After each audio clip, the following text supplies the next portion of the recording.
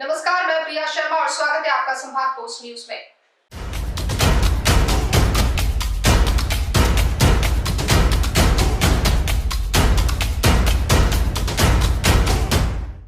BJP के राष्ट्रीय महासचिव कैलाश विजयवर्गीय ने बुधवार शाम को इंदौर स्थित निवास पर मीडिया से चर्चा में कोरोना सहित अन्य मुद्दों पर चर्चा की। इस दौरान उन्होंने बताया कि एशियाई देशों में सिर्फ भारत इस संकट से जूझ रहा है और चीन पर सवाल उठाते हुए उन्होंने एक मीडिया रिपोर्ट का हवाला देते हुए ये भी कहा कि चीन ने पहले ट्रंप को चुनाव हरवाने में मदद कर हटाया, दूसरा खुटका उसे प्रधानमंत्री नरेंद्र मोदी से है। बीजेपी के राष्ट्रीय महासचिव कैलाश विजयवर्गीय ने बुधवार को इंदौर के नंदानगर स्थित निवास पर मीडिया से चर्चा की। इस दौरान उन्होंने देश और प्रदेश से जुड़े अनेक मुद्दों पर पत्रकारों से बात की। उन्होंने कहा कि देश में जिस तरह से कोरोना महामारी चल रही है उसमें विपक्ष सहित सभी को गंभीरता के साथ सरकार के साथ खड़े होकर जनता के दुख दर्द को मिटाने में सहयोग करना चाहिए। चीन के सवाल पर विजयवर्गीय ने कहा कि चीन किसी देश को आगे बढ़ने नहीं देता है और जो आगे बढ़ता है उसे कमजोर करने में जुट जाता है। यह चाइना की पॉलिसी होती है। देखिए, ये सारी चर्चाएं मैं नहीं कर रहा हूँ। आप अगर विश्व की नेट पर बैठेंगे तो ये सब सारी चर्चाएं दुनिया भर में चल रही हैं कि चाइना किसी को भी बढ़ने नहीं दे रहा है। जो ताकत जो देश बढ़ता है या तो उसके साथ है या उसका विरोधी हो तो उसको खत्म करने की कोशिश कर रहा है। ये चाइना की कोई नहीं है। मेरा ऐसा मानना है कि जिस तरीके से सेकंड लहर को भी मोदी जी ने कंट्रोल किया है और सारे मुख्यमंत्री चर्चा की जो उपलब्ध संसाधन है उसका उपयोग किया है, उसमें मैं मानता हूँ कि बहुत अच्छा मैनेजमेंट है। ये बात दूसरी है कि कॉर्पोरेट इमेज इस प्रकार की नहीं बनता है कि पहली में काफ़ी अच्छा होता है, दूसरी में नहीं होता।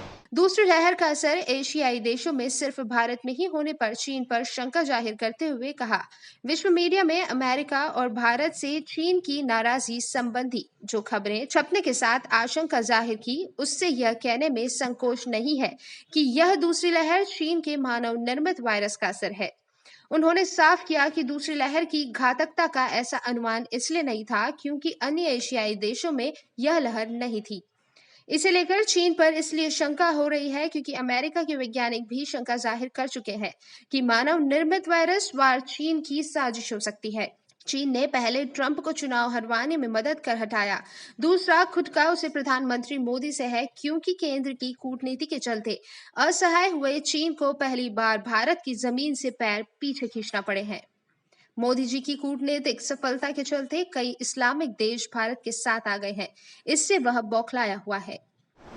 दूसरी लहर का कोई ऐसा अनुमान नहीं था। दूसरी लहर यदि आप देखें तो एशिया में किसी भी देश में नहीं है, न बांग्लादेश में, न पाकिस्तान में, न श्रीलंका में है, न भूटान में है। और शंका है कि सारी दुनिया में सोशल मीडिया में आप देखेंगे तो यह मानव निर्मित वायरस है ऐसा कहा जा रहा है और इसी शंका की जा रही है कि चाइना ने मानव निर्मित वायरस वाला किया है। इसमें अमेरिका के साइंटिस्ट ने भी कल ही बता रहा था CNN न्यूज़ में कि अमेरिका के साइंटिस्ट ने भी कहा है कि हो सकता है कि चाइना का वायरस है और मानव निर्मित वायरस है। बहस हो रही है उसकी, क्योंकि चाइना से मोदी जी ने जिस तरीके का व्यवहार किया,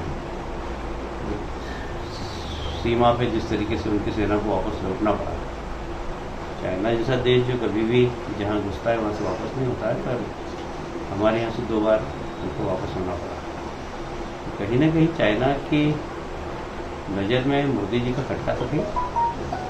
और एशिया महाद्वीप में जिस तरीके से मोदी जी ने अपनी कूटनीति के कारण पड़ोसी देशों से संबंध स्थापित किए, चाहे वो मुस्लिम देश हो, UAE हो, अफगानिस्तान हो, तो एक समय था कि दुनिया की वर्ल्ड राजनीति के अंदर हम पाकिस्तान से पिछड़ जाते थे क्योंकि इस्लामिक राष्ट्र सब एक हो जाते थे पाकिस्तान के समर्थन में। तो मोदी जी की कूटनीति के कारण बहुत सारे इस्लामिक राष्ट्र जो आतंकवाद के विरोधी मोदी जी के साथ पाकिस्तान का उन्होंने विरोध किया। ये सफल कूटनीति के कारण एशिया में चाइना का प्रभाव कम हुआ। तो मोदी जी खुटका तो है चाइना को, इसलिए संभावना हो सकती है। मैं तो इधर इंदौर में कोरोना सख्ती को लेकर 20 मई को प्रशासन द्वारा जारी आदेश के विरुद्ध किए गए ट्वीट पर उनका कहना था कि शहर के लोगों ने परेशानी बताई थी। सरकार ने कुछ निर्णय लिया तो सही, गलत तो बाद में ही समझ में आता है। अच्छा है अब दुकानें शुरू हो गई है। वहीं मध्य प्रदेश में कमलनाथ के हनी ट्रैप की पेन ड्राइव पर व बयान और पुतला दहन को लेकर विजय वर्गीय ने कहा कि जब कोरोना जैसी महामारी फैली हो तब जनता के आंसू पोंछने के लिए विपक्ष को सरकार के साथ खड़े रहना चाहिए। विपक्ष इजराइल से सीखे, संकट के समय मतभेद भुलाकर सरकार के साथ कैसे खड़े रहा जाता है। अब इसके ऊपर तो आप लोग एनालिसिस करिए। मेरा ऐसा कहना है कि जिस वक्त प्रदेश में या देश में कोरोना जैसे महामारी है, उस वक्त कम से कम गंभीरता से सरकार के साथ खड़े होकर और जनता के दुख दर्द पहुंचना चाहिए किसी भी। मीडिया ने जब ब्लैक फंगस के मरीजों को हर दिन 6 इंजेक्शन की अनिवार्यता के बदले रोज 1 इंजेक्शन भी नहीं मिलने की परेशानी से अवगत कराया तो बीजेपी के राष्ट्र महासचिव ने बताया कि मुझसे पहले केंद्र सरकार को सारी जानकारी है।